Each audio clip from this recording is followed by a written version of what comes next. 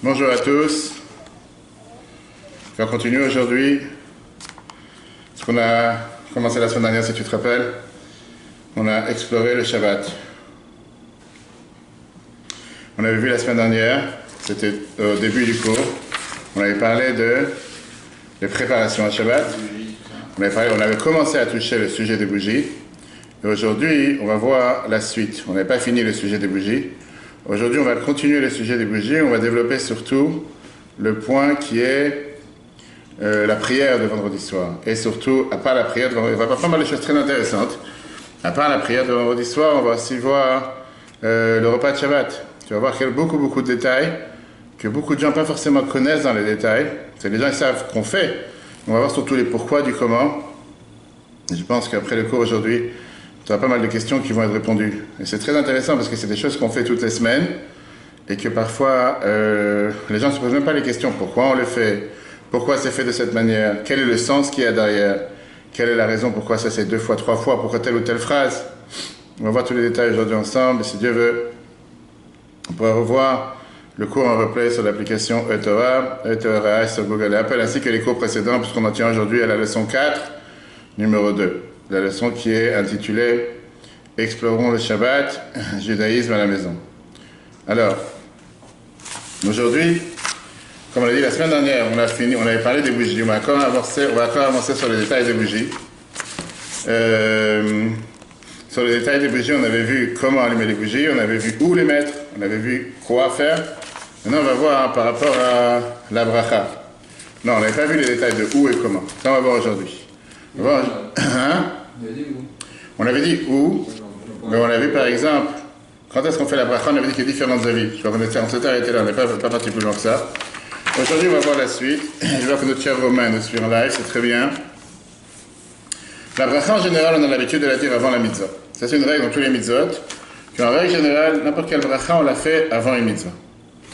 Par exemple, à part le Tilat Yadayim, que le Tilat Yadayim, se laver les mains, on le fait après, mais en général, une bracha, on le fait avant. Là, puisqu'on allume d'abord la bougie et après on fait la bracha, parce qu'on dit qu'à partir du moment qu'on a dit la bracha, c'est considéré que tu as déjà accepté Shabbat sur toi et donc tu ne pourras plus allumer les bougies. C'est la raison pour laquelle on couvre les yeux juste après avoir allumé les bougies, puisqu'avec ça, on veut profiter de la lumière seulement après qu'on a dit la bracha. Et donc c'est considéré d'une certaine manière comme si la bracha elle a été dit avant la mitzvah. Parce que chaque bracha on les fait avant de faire la mitzvah. Tu mets les tefillin, tu fais d'abord la bracha, après tu mets les tefillin. Le problème se pose ici que si jamais tu vas faire la bracha d'abord, Nadlik Nashel Shabbat Kodesh, Shabbat est entré, comment tu peux allumer? Mais je dois quand même préciser qu'il y a deux avis. Il y a certains séfaradim, pas tous, certains qui suivent le Rav Ovadia, qui te disent qu'il faut faire la bracha d'abord et on allume après, en te disant qu'il n'y a rien de grave, puisque au final, tu peux très bien décider quand tu as fait la bracha de ne pas prendre Shabbat sur toi. Mais la majorité des séfaradim ne pensent pas comme ça, dont le Chida, dont le Ben Ishraï, dont beaucoup d'autres, beaucoup de coutumes des juifs marocains qui ont l'habitude de faire la bracha après l'allumage, comme ça se fait dans les communautés ashkénazes et comme fait la coutume Chabad. C'est bien d'avoir, comme on dit, la panoplie de toutes les avis. Une fois que les yeux sont couverts, on dit qu'on a l'habitude de consacrer quelques instants pour prier, pour demander à Dieu tout ce que quelqu'un a besoin. On dit que c'est un moment propice pour la femme pour prier. Comme on a dit, je crois, la semaine dernière, qu'il y a 2 moments qui sont particuliers à la femme pour pouvoir prier, quand elle va au mikvé et quand elle allume les bougies de Shabbat. En réalité, ça peut poser problème parce qu'on dit qu'on n'a pas le droit de prier Shabbat pour tes besoins personnels. C'est la raison pour laquelle, si tu sais que dans la Shemona Esrei, dans la Amida qu'on a tous les jours, il y a 18 bénédictions, alors que Shabbat, il y a seulement 7. Pourquoi? Parce qu'on a fait sauter toutes les bénédictions intérieures qui sont les demandes des besoins personnels, que ça on ne fait pas à Shabbat. Néanmoins, Shabbat, puisque ici c'est un moment particulier, c'est un moment dans lequel on ne va pas le retrouver dans la semaine. C'est pas que tu aurais pu prier sur un malade ou quoi que ce soit dans la veille, mais c'est un moment que tu ne l'auras pas dans la semaine.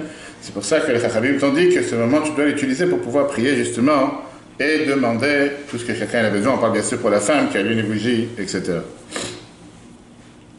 Le Rabbeinu Bechaye, il dit que c'est pour ça qu'une femme doit prier quand elle allume les bougies de Shabbat.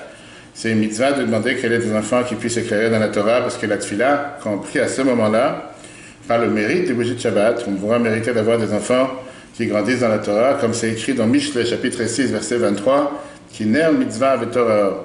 Car la bougie, c'est une mitzvah, et la Torah, c'est la lumière. On a l'habitude en général de prier à ce moment-là pour les enfants, pour le mari, pour la santé, pour la parnassa, pour le travail, et pour n'importe quelle chose que quelqu'un aurait besoin. Avec ça, on a fini la partie des préparatifs à Shabbat, si on peut dire l'entrée de Shabbat. Maintenant, on va rentrer dans tout ce qui est la prière du soir, qui est appelée aussi Kabbalat Shabbat. Kabbalat Shabbat, qui veut dire la prière avec laquelle on accueille Shabbat. Dans tous les jours, on a 3 prières. Et là, tu vas voir qu'on va apprendre pas mal de détails que beaucoup de gens ne sont pas forcément au courant. 3 prières tous les jours. Shacharit, Mincha, Ma'ariv. Ma'ariv, on l'a déjà vu plusieurs fois, que Ma'ariv, c'est la prière qui est aussi appelée Arvit, qui veut dire la nuit, qui en général dit pendant la nuit. Vendredi soir, on a tout un paragraphe qu'on rajoute avant la prière de Ma'ariv, qui est appelé Kabbalat Shabbat, recevoir le Shabbat. Toujours, ça commence avec 6 chapitres de psaumes. Depuis le Chonera Nena jusqu'à l'Echadadi, c'est 6 chapitres de psaumes. Pourquoi? C'est des psaumes qui sont en rapport avec les 6 jours de la semaine. Comme ça, écrit dans le Sha'ar HaKolel. Rav Avraham David Levut, qui était l'arrière-grand-père du Rabbi. Dans ces chapitres qu'on dit, il y a 3 dossiers majeurs, 3 sujets majeurs. Sujet numéro 1, c'est comment Dieu règne sur la nature. Parce que Shabbat, on voit comment la nature, c'est Dieu qui l'a créée, Dieu s'est reposé, etc. Il y a la joie, le fait qu'on veut s'adapter en mode joie, parce qu'on se dit que Shabbat arrive, on doit être joyeux. Shabbat, en et sevba, il n'y a pas de tristesse, on n'a pas le droit d'être triste Shabbat. Troisièmement, on parle de la délivrance future, puisqu'on te dit que quand Mashiach reviendra, Shabbat, ce sera un Yom Shekulo Shabbat Umnucha Lechayer Alamim, un jour de repos éternel. Et Shabbat, c'est un minima de ce qui va se passer quand Mashiach sera là. Quand tu prends les premières lettres de ces 6 chapitres, Lamed, Shin, Yud, Lechon Ranena, Shiramal, etc. Yud Mem, c'est le compte numérique 430. 430, c'est le même compte numérique que Nefesh. Nefesh qui veut dire l'âme, c'est une des degrés de l'âme. Ça fait allusion au fait que Shabbat, on a une âme en plus qui rentre à l'intérieur de nous, ce qu'on appelle la Neshama Etera. Une double puissance, comme une turbo, par rapport à toute la semaine. Dans la Chassidut, c'est expliqué, dans la Kabbalah, que Shabbat, que la Neshama, elle a plusieurs degrés. Et différents degrés de la Neshama sont influencés de différentes sphères qui sont supérieures et qui ont une influence sur les degrés plus bas qu'on nous demande dans la Neshama. Shabbat se dévoile le degré le plus profond de notre âme, quelque chose qui nous attache directement avec Dieu. C'est pour une des raisons qu'on dit que quelqu'un qui quitte ce monde Shabbat, il va directement au paradis, que l'enfer, le Gehinnom, il est fermé Shabbat, etc. Ça ne veut pas dire qu'il faut choisir ce moment. Que ça, il y a des gens qui vont parfois... ça, c'est le sens de ce que ça veut dire une Neshama Yetera, une Neshama en plus. D'ailleurs, il y a pas mal de paragraphes qu'on rajoute dans la prière de Shabbat matin, un Nishmat Kol Chai, qui est en fonction de cette nouvelle âme qu'on a Shabbat. Après ça, on a le dernier psaume, avant le Chadodi. C'est le psaume dans lequel apparaît 18 fois le nom de Dieu. Kol Hashem Bakoach, Kol Hashem Be'adar, Kol Hashem... Chaque fois, 18 fois le nom de Dieu, qui correspond à 18 fois les 18 bénédictions qu'on a dans la Hamida. Et le mot Kol Hashem, la voix de Dieu, apparaît 7 fois, qui fait allusion aux 7 jours de la semaine avec laquelle Dieu a utilisé sa voix pour créer le monde. Je sais que Dieu n'a pas créé le monde avec des outils ou avec une société de construction, mais il a créé le monde avec la parole. Après ça, on arrive à la fameuse chanson que tout le monde connaît qui s'appelle le Chadodi.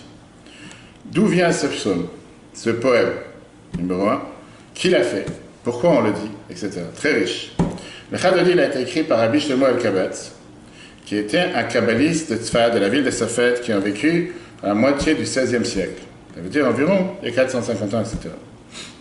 Ça a été fait, si tu regardes l'acronyme de l'Echadodi, à part la première lettre qui est le nom du psaume, chaque lettre fait allusion à celui qui a été l'auteur de ce poème, Shlomo Alevi. Shlomo Alevi, Shlomo Alevi Elkabetz. Chaque première lettre de chaque paragraphe fait allusion à son nom. On n'a pas beaucoup de poèmes qu'on a dans la Torah, dans la prière, allusionnent le nom des personnes qui les ont mis en place. Tout ce poème, c'est un poème qui nous fait référence à Shabbat, comme si Shabbat c'est la reine, une kala. Une reine, ça représente une kala, une fiancée, une mariée, c'est le summum de l'intimité. Ce Shabbat, puisque arrive Shabbat, Shabbat c'est la reine, on doit se sentir en intimité avec Dieu, proche de Dieu, comme une kala, comme une fiancée qui s'unit avec son fiancé. Il y a la coutume, séfarade et des chassidim, de terminer le Chadodi avec 3 fois Boi Kala, Shabbat, Malketa. Viens ici ma bien-aimée, viens ici ma fiancée, viens ici ma fiancée, Shabbat, ma reine. Il y en a qui le disent 2 fois. La coutume elle est de se prosterner à chaque fois qu'on le dit des 2 côtés. Et la raison, elle est que d'abord, on veut accepter Shabbat dans le monde de l'action, après le monde de la parole et après le monde de la pensée. Pourquoi les deux premières fois, on les dit à voix haute et la dernière fois, on les dit à voix basse? Certaines communautés disent, oui, qu'Allah, Shabbat, Malketa à voix haute aussi, mais en général, on dit à voix basse, parce que ça fait allusion à la pensée, que la pensée, en général, elle est plus interne qu'externe, alors que la parole et l'action sont beaucoup plus externes qu'internes. Après le Chadodi, on rajoute encore un psaume. Tout ça, c'est tout ce qui préface, c'est ce qui est la partie qui est juste avant la prière de Ma'ariv, comme tous les soirs. On dit le psaume Mizmor le Yom HaShabbat. Pourquoi Mizmor le Yom HaShabbat? Parce que c'était le psaume qu'on disait dans le temple, tous les jours de Shabbat. Et encore une fois, aujourd'hui, on a un mode déréglé. Malheureusement, on n'a pas le temple, et donc à la place du temple, on dit ce qu'on disait dans le temple. Pourquoi on dit après Hashem Malach Yehud Lavesh? Ce psaume, c'est le psaume qu'on disait tous les jours, tous les semaines dans le temple, les jours de vendredi. Avec ça se termine la partie de Kabbalah Shabbat, la partie qui est la préface à la prière de Ma'ariv. Après la prière de Ma'ariv, c'est comme toute la semaine, il y a encore quelques petits changements, on ne va pas entrer dans ces détails. On rentre à la maison, comme l'a dit tout à l'heure, on a le repas de Shabbat. Le repas de Shabbat commence toujours avec Shalom Aleichem. Le repas de Shabbat, le Kiddush, je veux dire, commence avec Shalom Aleichem, la fameuse chanson, etc. Shalom Aleichem, c'est une chanson qui existe depuis le XVIIe siècle, qu'on ne connaît pas, on ne sait pas exactement qui c'est qui a fait cette chanson. Il n'est pas écrit. Par contre, pourquoi on chante cette chanson vendredi soir? C'est la fameuse chanson, etc. Parce que dans le Talmud, dans le Zohar, c'est écrit qu'au moment où on rentre à la maison vendredi soir, il y a des anges qui nous raccompagnent. Puisqu'il y a des anges qui nous raccompagnent, ils viennent bénir la famille quand ils voient que la table de Shabbat, elle est prête pour Shabbat. C'est pour ça qu'on dit Shalom Aleichem, Malaché Asharet. Soyez bienvenus. Les anges qui sont des anges de service, et après on verra la différence avec Malaché Shalom. Il y a d'autres explications par rapport à la nouvelle Neshama qui vient d'arriver. Puisqu'on a une Neshama en plus le jour de Shabbat, pour ça on dit Shalom Aleichem par rapport à la nouvelle âme. On dit aussi que Shabbat c'est le jour où il y a beaucoup plus de sainteté dans la maison. Pour ça ces anges qui sont nés par la sainteté, qui sont créés par la sainteté. Pour ça on dit aussi Shalom Aleichem, etc. Une très belle histoire. Jonathan Weiner, qui avait 9 ans quand il a rencontré le rabbi en audience privée, en 1962. Il raconte qu'en quoi, après que le rabbi a parlé avec ses parents, le rabbi se tourne vers lui, et son père lui dit, nous, peut-être que tu as quelque chose que tu veux demander au rabbi. Il lui dit, j'avais 9 ans, mais j'avais pas honte. J'ai dit, oui, j'ai une question sur le rabbin. C'est un enfant de moi. La question que j'ai demandé, il a dit, c'était par rapport à cette chanson de Shalom Aleichem. J'ai dit qu'il y a 4 paragraphes dans Shalom Aleichem. Et chaque paragraphe commence avec Malaché Shalom, à part la première paragraphe qui est Malaché Asharet. Comment ça se fait que les autres c'est Malaché Shalom et là c'est Malaché Asharet? Un enfant de devant, il y a que ça qui le dérange. Pas mal. Donc j'ai dit, Rabbi, pourquoi on n'est pas dans la lignée, tout en la même chose? Pourquoi on ne parle pas toujours de Malaché Shalom, les anges de paix? Pourquoi Malaché Asharet, les anges de service? Le Rabbi me regarde de manière forte, et après le Rabbi me dit comme ça. Il dit, je dois dire que le Rabbi était réveillé toute la nuit, il a rencontré des gens toute la nuit. Et quand il m'a parlé, on dirait qu'il n'y avait personne sur terre à part moi. C'est la seule personne avec qui il parlait. Comme s'il a tout le temps du monde, comme tout le monde vient de son Rabbi. Alors il m'a dit comme ça, si tu fais attention, tu vas voir que les 2 premiers paragraphes, c'est des doubles. D'abord on dit Shalom Aleichem Malaché Asharet. Et après on dit encore une fois, Boachem le Shalom, Malaché Shalom, la même chose. A priori c'est exactement le même paragraphe. En 2 mots, les 2 premiers paragraphes, c'est des paragraphes de bienvenue. Salut ceux qui viennent d'arriver, etc. A priori, la question qui est demandée, qu'est-ce que tu as besoin de dire 2 fois la même chose? Le Rabbi continue comme ça. Parce qu'il y a 2 types d'anges. Il y a les anges de la semaine et les anges de Shabbat. Malaché Asharet, les anges de service. C'est comme les hommes de service, les personnes de service. C'est pour la semaine. Là, on n'est pas en train de les accueillir. Là, on leur dit envoi. Pourquoi on leur dit envoi? Parce qu'en hébreu, Shalom, ça ne veut pas forcément dire bonjour. Shalom, c'est aussi envoi. Tu peux dire Shalom, ça peut être hello en anglais, ou bien ça peut être goodbye. Shalom, c'est exactement la même chose. Et donc, dans le premier paragraphe, on se sépare des anges de la semaine. Shalom Aleichem Malaché Asharet, c'est que c'était de la semaine, on se sépare d'eux. Shabbat arrive, là on commence à boire Chem le Shalom, bienvenue aux anges qui sont arrivés pour Shabbat. Quand le Rabbi a terminé de l'expliquer, il lui a dit, t'as compris la réponse? 9 ans. Il a dit oui. Voilà la réponse que le Rabbi a donnée à un enfant de 9 ans en 1962. À la fin, on dit le fameux paragraphe qui est aussi bizarre. Tzetrem le Shalom. Tzetrem le Shalom qui veut dire au revoir, que votre sortie soit pour la paix. Il vient d'arriver, qu'est-ce que tu dis au revoir? Pourquoi tu les renvoies de chez toi? Est-ce que ça c'est une manière d'avoir des invités? Quelqu'un vient de rentrer, tu dis bon, tu peux sortir. Une des explications qui est donnée, il y a pas mal d'explications, c'est le fait que les anges ils viennent voir la divinité, la sainteté qu'il y a dans la maison juive. Le repas de Shabbat, en commençant des Kiddush, c'est un moment intime. Comme on a dit que c'est comme un marié et une mariée, automatiquement on préfère laisser la famille tout seul. Les anges ne veulent pas se mélanger dans la famille, les invités, les gens qui sont présents, ils préfèrent sortir. Puis il y a une autre explication qui est donnée que le rabbi l'a ramené au nom du rabbi précédent. Qu'on se sépare des anges parce qu'on sait très bien que chaque moment des anges, c'est un moment précieux. Et puisque c'est un moment précieux, on ne veut pas perdre leur temps. Et puisqu'on ne veut pas perdre leur temps, c'est pour ça qu'on leur dit au revoir. Ils sont venus, nous ont accueillis, nous ont accompagnés, maintenant on peut se séparer d'eux, ils peuvent partir.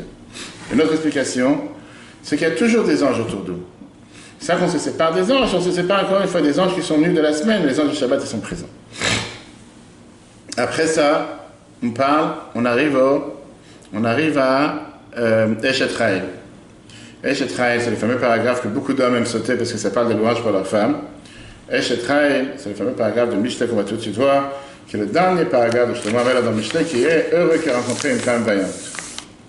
Les louanges qu'on donne à sa femme. D'où est l'origine de ce paragraphe?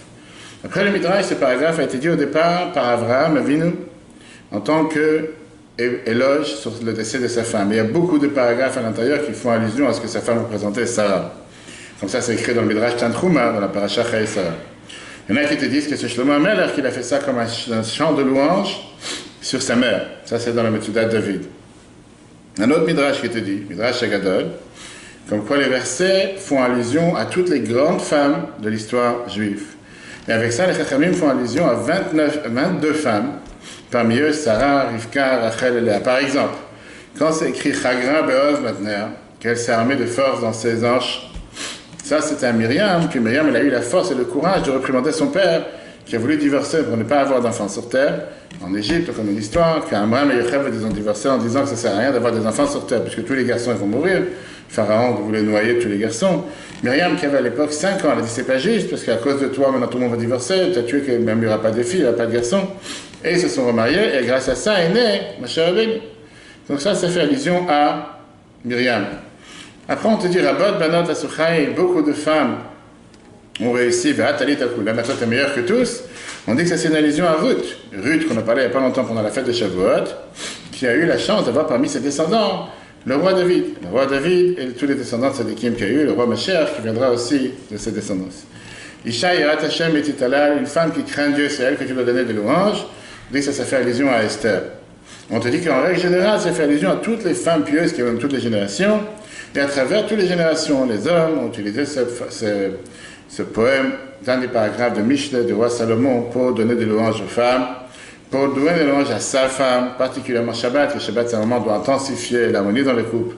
Et c'est pour ça que beaucoup d'hommes, où ils la sautent, où ils ne savent pas qu'est-ce qu'ils racontent. Et quand tu leur demandes, j'ai jamais entendu parler, moi je commence à ma chichi. Non, c'est important de le dire, et c'est important de le dire en français. C'est ça que je réponds à beaucoup de gens qui me demandent pourquoi la Torah elle est tellement contre les femmes, etc. J'ai dit, écoute-moi, il n'y a pas un paragraphe dans tout le Chumash, dans tous les Siddur, où une femme doit donner des louanges à son mari.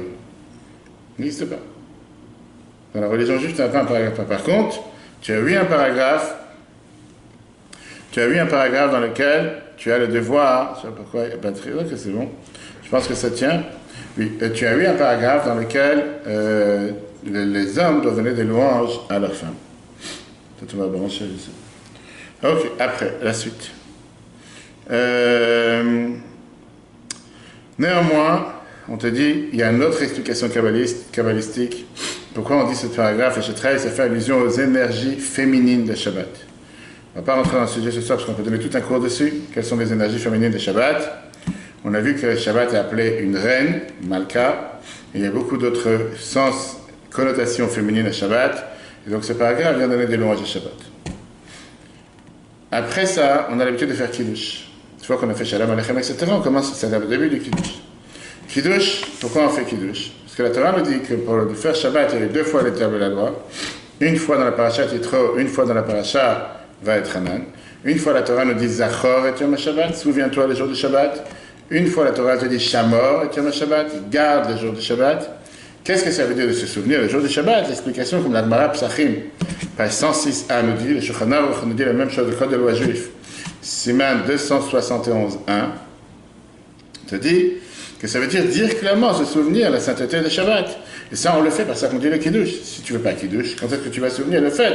Qu'est-ce que c'est Shabbat? Pourquoi il y a Shabbat? Etc. C'est avec ça qu'on commence le repas. Ça, c'est d'après la Torah vendredi soir. D'après le kiddush qu'on fait le samedi midi, c'est des rabbanan, des chachamim. Peu importe, c'est la même importance pour nous, mais c'est bien de savoir la différence. C'est pour ça qu'il y a certaines choses qu'on peut permettre d'utiliser pour le kiddush de midi, qu'on ne va pas forcément utiliser pour le kiddush de vendredi soir, comme on verra plus tard. Comment on fait kiddush? D'abord, c'est une proclamation de la bouche. Il faut proclamer les choses. Les chachamim, on met dans le Shulchan Aruch 271b, kiddush se dit sur un verre de vin. Parce que dans beaucoup de cultures, le vin c'est une boisson importante, qui donne un esprit de quelque chose d'important, quelque chose de cher. Et en règle générale, on sait que dans le judaïsme, n'importe quel événement important qui se passe est toujours lié avec le vin. Par exemple, Brit Mila, on fait le nom sur un verre de vin. Bar Mitzvah, pas forcément. Pidyon Abel, sur un verre de vin. Mariage, sur un verre de vin. Chaque fois, quelque chose d'important. Quelqu'un qui ne peut pas boire du vin, bien sûr qu'il peut prendre du jus de raisin. L'idéal, c'est de faire sur du vin. Quelqu'un qui n'a pas de vin, ou de jus de raisin, il peut très bien faire sur du pain. C'est ça que dans les kiddush, tu as toujours les deux brachot, tu as Sabri Maranan, ou Beurre Pri Agofen, ou bien Amotzi Lechem Min Haaretz. Ça peut arriver, ça m'est arrivé plusieurs fois dans ma vie, j'ai dit dans les endroits. Tu fais sur du pain, c'est ce que j'ai dit. Et autre chose, tu peux faire d'alcool? Non, pas vendredi soir. Du l'eau salée? Non, pas vendredi soir. C'est quand même que c'est une différence. Vendredi soir, c'est Mitzvah Torah, non? Ça m'est arrivé plusieurs fois que j'avais pas de vin, j'étais en Bosnie-Herzégovine, j'étais dans les Balkans, j'étais dans des endroits où j'avais pas de vin caché, c'est impossible. Tu fais sur du pain. La Torah te donne la possibilité de pouvoir le faire. Du pain, si tu as des chalotes, c'est pas de chalotes de baguette, c'est de matzot, bref. Vin blanc, vin. Il n'y a aucune différence vin blanc, vin rouge, vraiment aucune différence. Ceux qui disent qu'il y a une différence, c'est pas fondé. Au contraire, le Shulchan Aruch te dit que tu dois faire sur le vin que tu aimes le plus, le vin qui est le plus meshubach. À la base, il faut que tu saches que le vrai vin n'est pas rouge. À la base du vin, il n'est jamais rouge. Tu peux presser n'importe quel raisin, le raisin noir, le raisin violet, le raisin bleu, le raisin ce que tu veux, tu auras toujours la même couleur. Comment il devient rouge? Par les peaux du raisin, les peaux de raisin qu'on laisse sécher, qu'on laisse tremper dans les tonneaux. C'est ça qui donne une certaine couleur. À la base, c'est pareil. Pourquoi beaucoup de gens te disent que c'est bien de prendre du vin rouge? On sait qu'en règle générale, on te dit que le vin rouge, il est mieux que le vin blanc. Tu vas demander à n'importe quelle personne, je ne sais pas, qui fait des dégustations de vin. Généralement, on dit que le vin blanc, c'est fait pour cuire, comme ça les gens te disent. D'abord, c'est pas que ça. Tu as du vin blanc qui est aussi très bien. Si quelqu'un préfère avoir du vin blanc, il n'y a aucun problème. De manière plus profonde, Sfat Emet nous dit qu'en règle générale, quand les gens ils sont sous l'influence de vin, Nichnas Yain Yetzesot, comme la Gemara nous dit que quand rentre le vin, sort le secret. Parce que la Gemara te dit que Yain, le mot vin en hébreu, c'est 70, compte numérique 70. Sod, c'est aussi 70, le secret. Qui veut dire qu'il y a un lien entre le vin et le monde du secret. Qui veut dire dévoiler la réalité réelle, que le monde appartient à Dieu, ta réalité à toi, qui tu es réellement, etc., etc. Et automatiquement, il y a un lien entre les deux. Quelle est la quantité du verre? Le verre de kiddush doit avoir minimum 8 centilitres 6. 8 centilitres 6, c'est rien du tout. Quand tu réfléchis, c'est rien. Mais même les verres en plastique que tu as aujourd'hui de 10 centilitres, il faut les trouver. Tu trouves ça dans certains, j'achète ça pour le Seder de Pessah, le général Bet Chabad. N'importe quel verre de plastique aujourd'hui, c'est 15 centilitres, voire 20. Donc c'est vraiment pas beaucoup. Tu peux trouver des verres de kiddush de cette taille si tu as envie. Là, c'est le minimum. D'où on le sait, parce que le mot kos, qui veut dire un verre, c'est le compte numérique 86. L'idéal, c'est d'avoir un beau verre de kiddush en argent ou pas en argent, mais pas un verre de plastique. Encore une fois, quand on fait une mitzvah, de la faire de la meilleure manière possible. Les deux chalotes qu'on a mentionné tout à l'heure, ils sont sur la table et ils sont recouverts. On verra après pourquoi. On remplit le verre du vin avec du vin kasher ou du jus de raisin kasher. Et on a l'habitude de faire déborder le vin, pas sur le parterre, ni sur la nappe, mais sur une assiette. Parce qu'on te dit que quand on fait déborder, ça montre l'abondance que tu vas avoir dans la bracha de Dieu et Dieu t'envoie une abondance. Celui qui fait le kiddush, il a le devoir d'être debout. Pourquoi? Parce que kiddush, c'est un témoignage, comme on l'a dit tout à l'heure. C'est un témoignage de se rappeler qu'est-ce que Dieu a fait pour nous. D'après la halakha, quand tu donnes un témoignage, quand tu viens témoigner, tu dois te mettre debout. Dans les tribunaux américains, par exemple, les témoins, quand ils viennent témoigner à la barre, ils sont debout. Certainement que dans les tribunaux, dans les autres endroits du monde, c'est la même chose. Tout le monde est debout.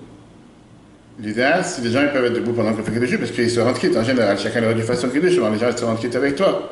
Après, on s'assoit pour boire. Idéal. Si quelqu'un ne peut pas être debout, il peut pas être debout, mais en tout cas, celui qui fait kiddush, il doit être debout. Quand on boit debout? Non, je dis quand on fait kiddush, quand tu fais toute la bénédiction qu'on vient de voir. Après, on s'assoit pour boire. Non, on ne mange pas debout. La halakha est catégorique, elle est contre ceux qui mangent debout et qui boivent de l'eau. Ne parlons pas de ceux qui mangent dans la rue en marchant. La halakha te dit que ça, c'est des gens qui ressemblent à des chiens. La halakha, c'est défini. Je n'ai pas dit que tous ceux qui mangent en marchant des sandwichs ou des pizzas, c'est des chiens, mais la halakha, elle te dit que c'est pas ce qu'on fait. On tient le verre dans la main droite comme n'importe quelle mitzvah, un gaucher dans la main gauche. On a l'habitude que quand on commence le kiddush, je pris Agafen, on regarde devant les bougies pour montrer comme quoi tout cet ensemble, on a allumé les bougies, on fait kiddush, maintenant on rentre dans l'atmosphère de Shabbat. On a l'habitude d'avoir deux paragraphes qu'on verra après. Parmi eux, Boré Préagafen. Quand on dit Boré Préagafen, on a l'habitude de regarder dans le verre. Certains te disent qu'ils regardent s'ils n'ont pas trouvé des trésors dans la semaine ou s'ils vont devenir riches. Le jour où quelqu'un est devenu riche grâce à ça, qu'ils me disent. Après qu'on a fini de faire kiddush, on doit boire minimum 44 millilitres. Ça veut dire la moitié, un peu plus que la moitié des 8 centilitres 6. C'est quoi 44 millilitres? C'est rien du tout. C'est-à-dire 4 centilitres, c'est vraiment rien. Je te dis, les gens, des fois, ils t'en font un monde. Moi, je ne peux pas faire kiddush. Tout d'un coup, ils boivent partout, dans tous les restaurants, dans tous les bars. Mais ils demandent à quelqu'un de faire kiddush. Non, moi, je ne bois pas de vin. Qu'est-ce que tu ne bois pas de vin? J'ai dit, on a l'habitude à la maison avec les femmes qui viennent, les invités, etc., qui boivent plus que les hommes. Et tout d'un coup, tu parles de mitzvah, de kiddush. Non, on n'a jamais fait kiddush. Non, faites-vous pour nous, rendez-nous. Qu'est-ce que tu ne peux pas boire 4 centilitres de vin, c'est tellement. Tu vides une demi-bouteille dans le repas. Tu peux faire kiddush, mais fais une mitzvah en plus, c'est pas si grave. Si tu n'as pas de vin, tu fais sur le pain. Jus de raisin. C'est pas de vin, tu fais jus de raisin. Sinon, tu fais sur du pain. Sur le pain, et après tu manges le pain. Bien sûr. Mais tu dois pas faire. Tu te laves les mains avant.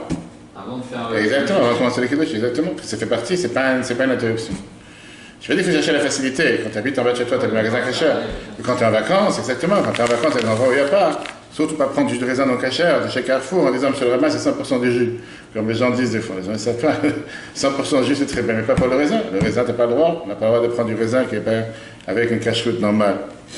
Maintenant, bien sûr que quand tu as des autres personnes qui sont là, présentes, tu dois faire kiddush à voix haute. Tous ceux qui veulent se rendre quitte avec ton kiddush, ils doivent répondre amen après la bracha. Et après kiddush, on a l'habitude de donner à chacun de boire un peu du verre.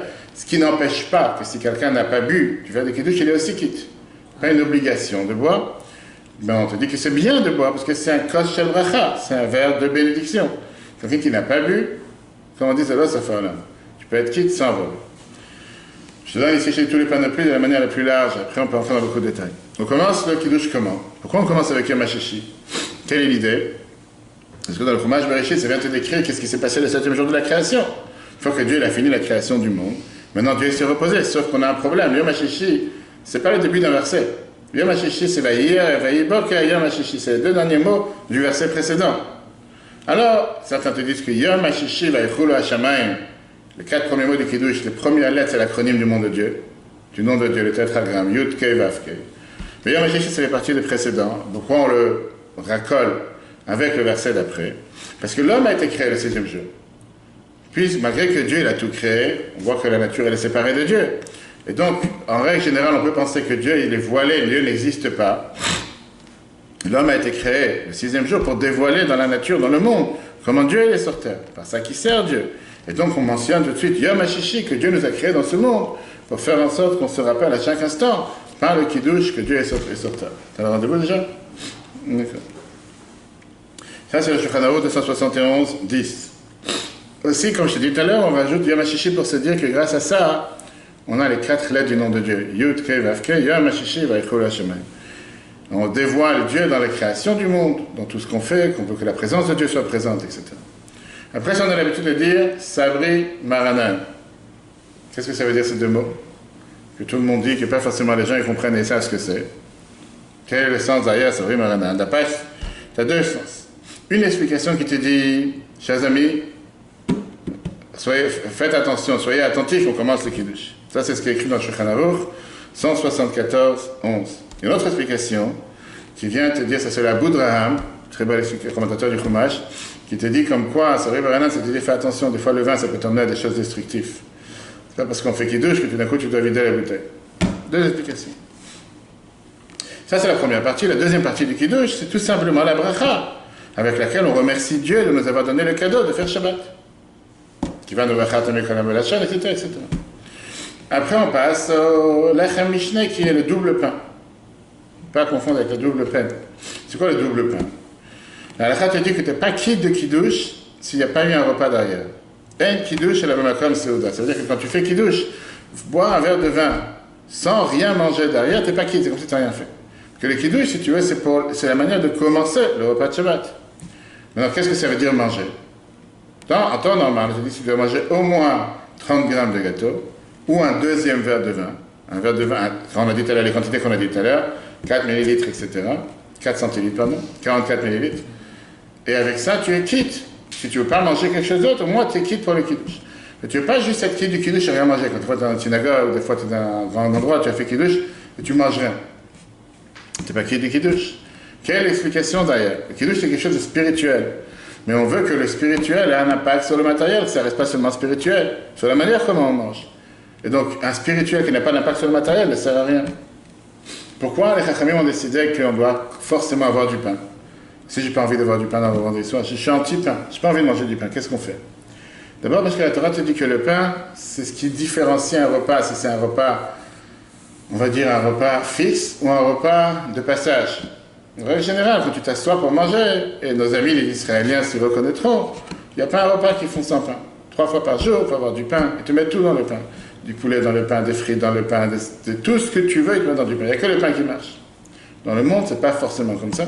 Dans le monde, on ne mange pas du pain 3 fois par jour. Peu importe, le pain, c'est ce qui fixe le repas en tant que repas fixe. Alors pourquoi 2? Pourquoi pas 1? C'est que les tables de la loi, il a donné 2 tables de la loi à chacun, parce que comme c'était gratuit, les Juifs ont dit, déjà tu donnes, donne-en 2. Mais quel rapport avec les pains? Pourquoi on doit avoir 2 pains? D'abord, ça nous rappelle ce qu'on a vu la paracha de la semaine dernière, la manne. La manne dans laquelle on a vu que Dieu il a fait descendre le pain tous les jours du ciel. Shabbat, vendredi, c'est sorti double portion, pas une seule portion. Il y avait un pour vendredi, un pour Shabbat. Chaque Shabbat, on se rappelle le miracle de la descente de la manne, comment Dieu s'est soucié pour nous. Par ça que la veille, il nous a donné 2 pains. Donc c'est la raison pourquoi on a 2 pains. Et c'est d'ailleurs la même raison pourquoi on a l'habitude d'avoir 2 couvertures. Une couverture par en dessous, une couverture par en dessous. On a la nappe qui recouvre les chalotes, et on a en général un plateau en dessous. Si t'as pas, on te dit que tu as la nappe sur laquelle il y a la table. Parce que comme la manne qui tombait, elle avait aussi ces 2 couvertures. Tout c'est ce qu'on a vu dans la paracha de la semaine dernière. C'est aussi la raison pourquoi on couvre la challah, je dis pendant le kiddush. Parce qu'on te dit que la manne descendait avec ces 2 couvertures de rosée, une au-dessus et une en dessous, pour garder la fraîcheur et la propreté du pain. Quand on recouvre la challah d'au-dessus et on met une nappe en dessous, on se rappelle comment Dieu nous a donné la possibilité d'avoir du pain de qualité et surtout de nous avoir nourris pendant le désert. Il y a une autre raison pourquoi on a l'habitude de couvrir la challah, de couvrir le pain. On a vu ça, je pense, la dernière fois. Parce que d'après la halakha, quand tu as 2 éléments sur la table, du pain et du vin, tu dois faire la bracha d'abord sur... Non. Le pain. En règle générale, pourquoi? Parce que les céréales, ça passe avant les raisins. Les céréales, c'est toujours le plus important. Mais Shabbat, comme on a le devoir de faire kiddush au début du repas, avant de manger du pain, on ne prend pas en considération le fait que les céréales sont plus importantes que le raisin. Et on fait la bracha sur le vin avant le pain. On recouvre le pain, comme c'est écrit dans Yerushalmi, Agmara Yerushalmi, pour que le pain n'ait pas honte. Tel point, on te dit, on est sensible à un blé que tu as coupé, que tu as cassé, que tu as mis dans le four, mais pour que le pain n'ait pas honte. Ça, c'est écrit dans Yerushalmi, dans le tour. Et donc, comme si, pour dire, 8 aurait dû être le premier, mais comme c'est Shabbat, on préfère que ça soit l'autre premier. Bien sûr que la challah n'a pas de sentiment. Tu vas la couper, tu vas la manger, la pauvre, elle va pleurer, elle va avoir des larmes. Mais les Chachamim veulent nous apprendre ici une leçon. Si déjà les choses qui sont minérales, on doit se comporter avec eux avec respect, avec la sensibilité. À plus forte raison qu'on doit faire attention au respect de l'autre, de ne pas faire honte, de ne pas blesser qui que ce soit. La Torah ne demande pas d'avoir un bon cœur seulement de manière théorique, mais dans la pratique, dans la vie de tous les jours. On a vu avec Moshe que la Torah lui a interdit de taper l'eau pour avoir les 10 plaies parce qu'il avait été sauvé de l'eau. Que de l'assiette de laquelle tu as mangé, tu ne peux pas cracher à l'intérieur. C'est quel rapport? Tu as donné un coup de pied dans l'eau, c'est pour ça que l'eau va commencer à pleurer. Revenons à ce qu'on a dit tout à l'heure. Pourquoi juste Shabbat tu dois te rappeler de la mitzvah de la manne? Toute la semaine tu avais de la manne. Pourquoi juste Shabbat tu dois te rappeler que tu avais la manne et que tu avais 2 chalotes? Au final, on mangeait de la manne toute la semaine. Et la réponse, elle est, la manne vient nous rappeler que c'est Dieu qui nous a donné la parnassa dans le désert. La même chose, on doit se rappeler que même si tu as travaillé dur toute la semaine, de la même manière qu'à l'époque, le peuple juif devait travailler dur, néanmoins, au fin de compte, c'est Birkat Hashem et Ta'ashir, comme c'est écrit dans Mishlei, c'est la bracha de Dieu qui t'enrichit. Avec la manne, on se rappelle qu'à l'époque, personne ne devait faire des efforts particuliers pour avoir quoi que ce soit. Oui, il y avait les 3 catégories, ceux qui recevaient à la porte des chez eux tout près, ceux qui allaient chercher au coin de la rue, ceux qui étaient dans les champs, etc. Mais au final, ça montrait comme quoi c'est Dieu qui fait en sorte de te nourrir. Et donc, pareil aujourd'hui. On doit faire tout ce qui dépend de nous pour avoir la parnassa. Mais on ne doit pas oublier un instant que c'est la bracha de Dieu qui nous envoie la richesse, c'est la bracha de Dieu qui nous envoie la parnassa, et c'est pas le fait que tu as fait telle ou telle force. Ça, c'est important toute la semaine, il faut raison Shabbat. Parce que Shabbat, on a le devoir d'arrêter de travailler. Même si parfois tu peux penser que ça va te causer des pertes financières, ce qui est totalement faux. Parce que Dieu ne veut pas te faire perdre quoi que ce soit par ça que tu fais ce que Dieu te demande de faire.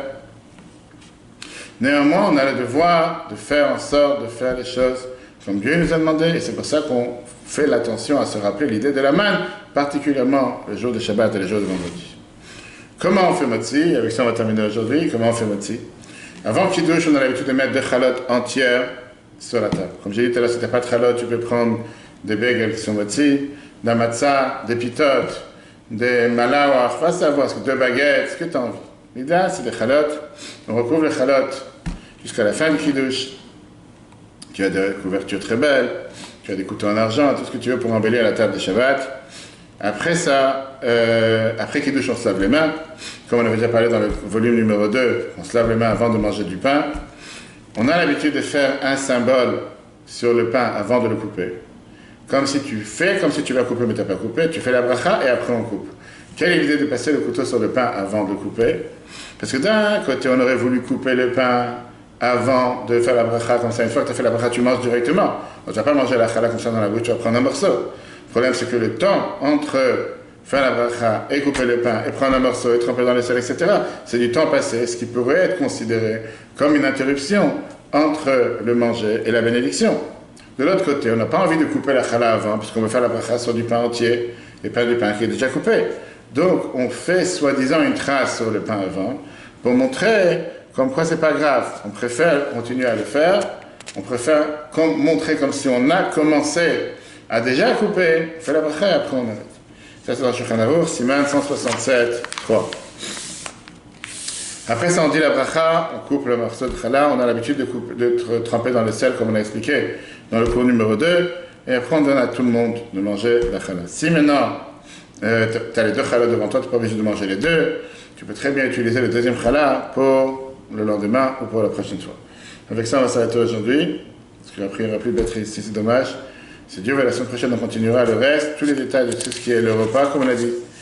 Et la fin, la récapitulative de ce qu'on a vu par rapport aux lois de Shabbat. Le cours sera replay sur l'application eTorah sur Google et Apple.